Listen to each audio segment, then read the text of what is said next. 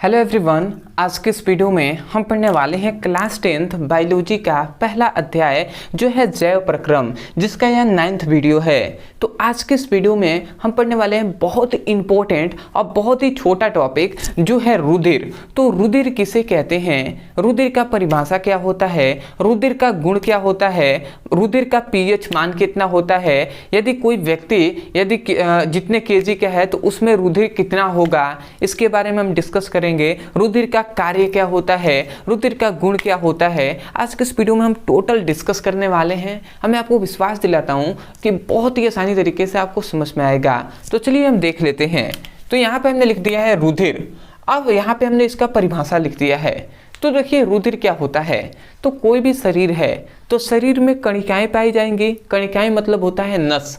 तो शरीर में नस होती हैं तो नस में ही तो रुधिर बहता है ना। तो शरीर की कणिकाओं में मतलब शरीर की नसों में पाए जाने वाला एक तरल संयोजी उत्तक होता है। क्या होता है? तरल संयोजी उत्तक।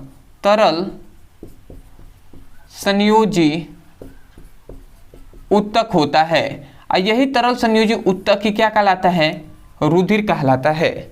मतलब हमने क्या कहा कि शरीर के नसों में पाए जाने वाला एक तरल संयोजी उत्तक होता है जिसे हम रुधिर कहते हैं। समझ में आ गया? तो आप क्या कहेंगे? आप यहाँ पे कहेंगे शरीर की कणिकाओं में मतलब शरीर की नसों में एक विशेष प्रकार का तरल संयोजी उत्तक होता है। क्या होता है? तरल संयोजी उत्तक होता है जिसे हम क्या कहते हैं? रुधिर कहते हैं। तो आशा करते हैं आप समझ गए होंगे।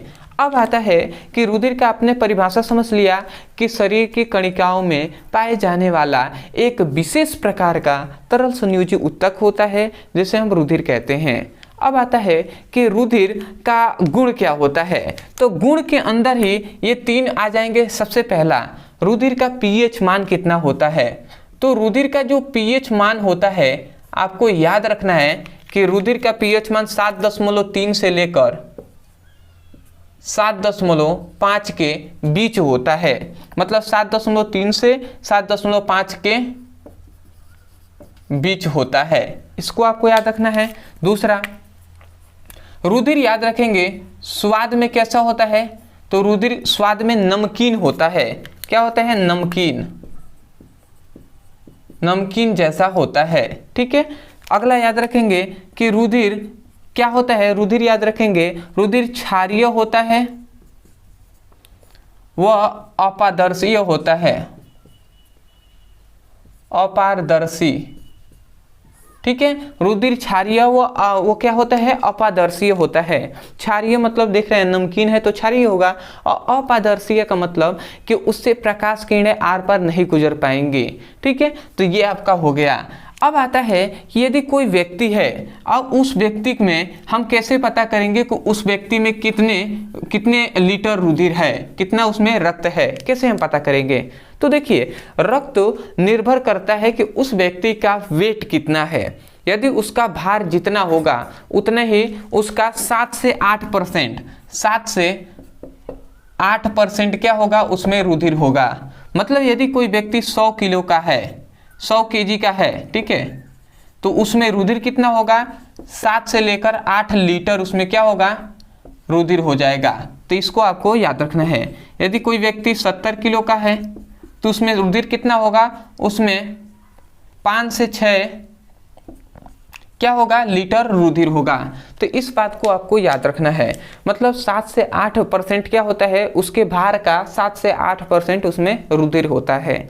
तो आशा करते हैं आप समझ गए होंगे। एक और चाहे तो आप इसका गुण में लिख सकते हैं कि पुरुषों की अपेक्षा महिलाओं में रुधिर की मात्रा कम होती है। ठीक है, ये भी आप लिख सकते हैं। ये सभी इसके गुण ही हैं। तो आशा करते हैं कि आपको समझ में आ गया होगा।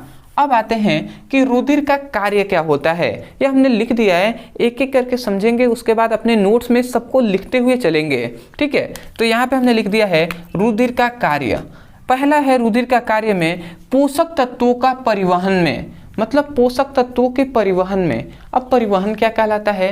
तो जो पोषक तत्व होते हैं उनको एक स्थान से दूसरे स्थान तक ले जाने में कौन कार्य करता है? तो रुधिर ही क्या होता है? रुधिर ही पोषक तत्वों को एक स्थान से दूसरे स्थान तक ले जाता है।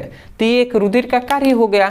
दूसरा आते हैं कि जो हार्मोन्स होते हैं, जो एंजाइम होते हैं और लवण होते हैं, इनके भी परिवहन में, मतलब एंजाइमों को एक स्थान से दूसरे स्थान तक ले जाने में, ठीक है, तो ये तीनों को ले जाने में भी क्या करता है, रुधिर का कार्य होता है। तीसरा आता है रुधिर क्या करता है, रोगों से रक्षा करता है, मतलब बीमारियों से बचाता है, ठीक है, तो हमने लिखा है रोग से रक्षा करने में भी किसका, रुधिर कार्य करता है। और जो ऑक्सीजन होता है, ऑक्सीजन के परिवहन में, मतलब ऑक्सीजन को भी एक स्थान से दूसरे स्थान तक ले जाने में कौन कार्य करता है, तो रुधिर कार्य करता है। तो आशा करते हैं कि आपको समझ में आया होगा कि रुधिर किसे कहते हैं। यदि आपको वीडियो अच्छा लगा हो, यदि आपको इस वीडियो से सीखने को मिला होगा, तब जाकर आप चैनल को सब्सक्राइब कर लीजिएगा, क्योंकि सपोर्ट की आपकी ज़रूरत है। आप देख भी सकते हैं तो सपोर्ट कर दीजिएगा, क्योंकि यदि आपको ही समझ में आया है और यदि आप ही सपोर्ट ना करें तो कैसे मतलब हो पाएगा। तो आशा करते हैं आप सपोर्ट कर लेंगे। दूसरी बात, यदि आप भी क्लास 10th का फिजिक्स, केमिस्ट्री और बायोलॉजी का चैप्टर वाइज सीक्वेंस में सभी वीडियो को पढ़ना चाहते हैं तो न्यू बैच स्टार्ट हो गया है। इसी वीडियो को हम डिस्क्रिप्शन बॉक्स में लिंक दे देंगे फिजिक्स, केमिस्ट्री और बायोलॉजी का। उस लिंक पे क्लिक करके आपको चैप्टर वाइज सीक्वेंस में सभी वीडियो मिलेंगे, तो वहाँ से उसकी पढ़ाई कर सकते हैं। अदरवाइज यदि आपको फिजिक्स में, केमिस्ट्री में, बायोलॉजी में कोई ऐसा टॉपिक है जो आपको समझ में नहीं आता है, तो केवल आप उस टॉपिक का नाम लिखेंगे यूट्यूब पर, अंत में हमारे चैनल का नाम लिखकर सर्च कर देना है, तुरंत आपको वो वीडियो मिलेगा, वहाँ से उसकी पढ़ाई कर सकते हैं। तो आशा करते हैं आप समझ गए होंगे। तो चलिए दोस्तों, आज के लिए इतना ही, मिलते हैं एक नए टॉपिक के साथ। तब तक के लिए धन्यवाद। जय हिंद, जय भारत।